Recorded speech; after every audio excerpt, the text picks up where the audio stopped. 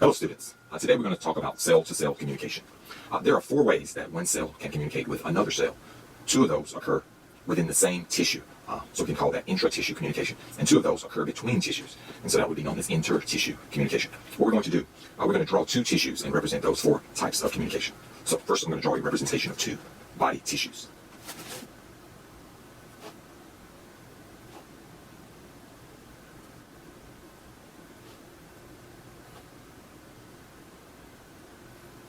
Here we have our 2 types of tissue. On the left we have our source tissue, and on the right we have our target or destination tissue.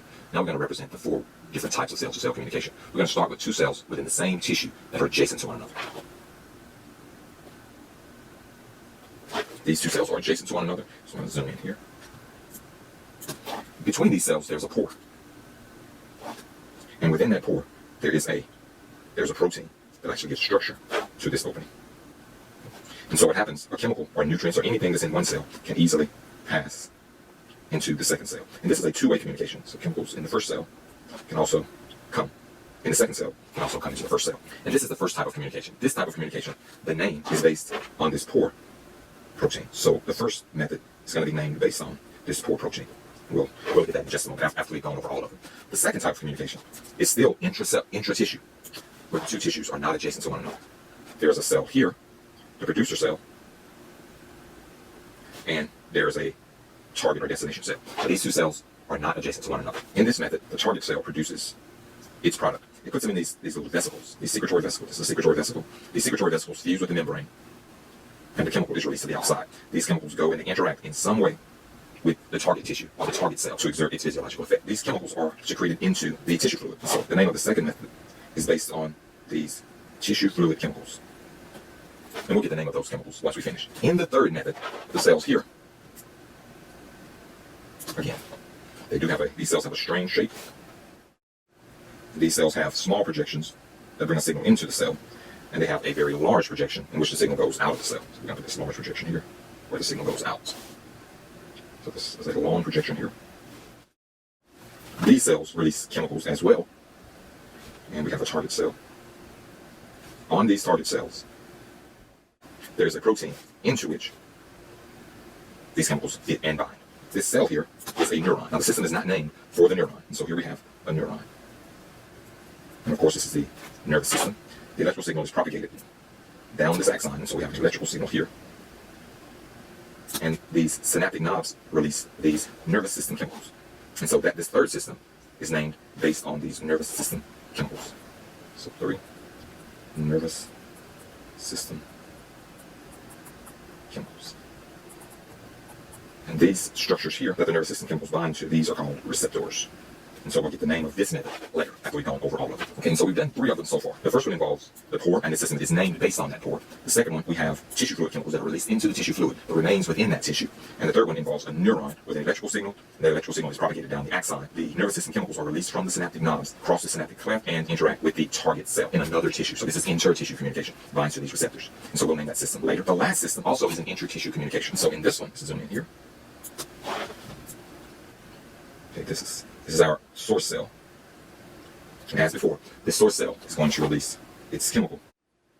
It's going to release its chemical. But in this case, the chemical travels from the target tissue through the bloodstream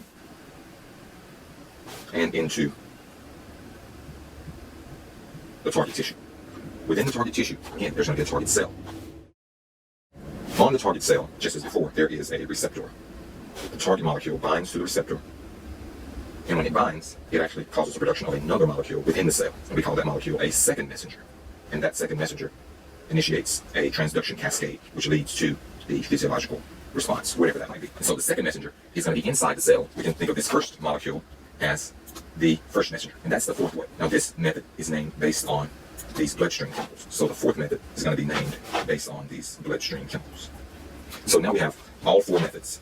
So the first method has a pore and it's named based on the pore. The 2 cells are adjacent to one another. In the second method, the chemical is released into the tissue fluid, and so it's named based on those tissue fluids. In the third method, a neuron transmits an electrical signal down an axon into another tissue. The nervous system chemicals bind to receptors on the target cell, so that the target cell can exert its physiological effect or its response. And the last method involves these bloodstream chemicals. So the source cell releases its chemical into the bloodstream, It travels through the bloodstream to the target tissue, binds to the receptor on a target cell, causes the production of a second messenger within the cell, leading to a signal transduction cascade, which causes the physiological response. And these are the 4 types of cell-to-cell communication. Now what we're going to do is give the scientific names for these 4 types of communication. The first one is named for the pore. That pore is called a gap junction. The second method is named for these tissue fluid chemicals. These tissue fluid chemicals are called paracrines. The third method, involving the neuron, is based on these nervous system chemicals. These nervous system chemicals, which is a long name, are called neurotransmitters. And the fourth method is based on these bloodstream chemicals. These bloodstream chemicals are called hormones. The organ system of the body, which is concerned with the production and the function of these hormones, is called the endocrine system. The branch of biology that is devoted to the study of these hormones is called endocrinology. Now, as I mentioned before, these hormones are the primary messengers. They send the signal through the bloodstream, bind to the receptor to produce a second messenger within the target cell. And so hormones are also called primary messengers or first messengers, or the first messenger. The tissue that actually produces the hormone is known as endocrine tissue, and the glands within the endocrine tissue is called an endocrine gland. Paracrines are similar to hormones, except they don't travel from one tissue to another tissue. Their effect is exerted within the same tissue, so they're sometimes called local hormones. So paracrines are called local hormones. The initial cell is called the producer cell, and the cell that actually receives the signal is the target cell. So that should kind of make sense. So I'm going to put both of those here. So this cell here is the producer cell, and this is in all cases. This cell here that actually receives the signal is the target cell. Okay, and that's all that I have to say about cell-to-cell communication. Hope that you learned a lot.